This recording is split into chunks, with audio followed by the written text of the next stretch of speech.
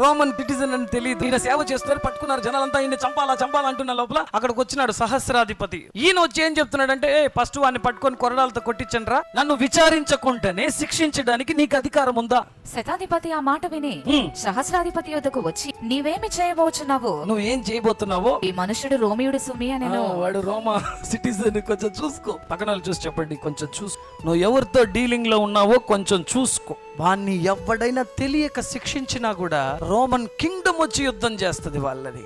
వాడు పబ్లిక్ గా ఒక మాట చెప్తున్నాడు, నేను రాజాది రాజుకి నా మొర పెట్టుకుంటానని చెప్పేశాడంటే కింద ఉంటున్న రాజులు అందరూ కూడా పవర్ పోతుంది. దయ్యాలు నన్ను దాడి చేస్తాయా, వ్యాధులు నాకు వస్తాయి. కానీ ఒకే ఒక్క మాట, ఆ ఇబ్బందుల్లో, ఆ కష్టాల్లో, ఆ వ్యాధుల్లో నువ్వు నోరు తెరిచి చెప్పేశావంటే వ్యాధికి పవర్ పోతుంది, మంత్రాలకు పవర్ పోతుంది, కష్టాలకు పవర్ పోతుంది, దురాత్మలకు పవర్ పోతుంది, చుట్టూంటున్న అధికారులకు పవర్లెస్ అయిపోతుంది.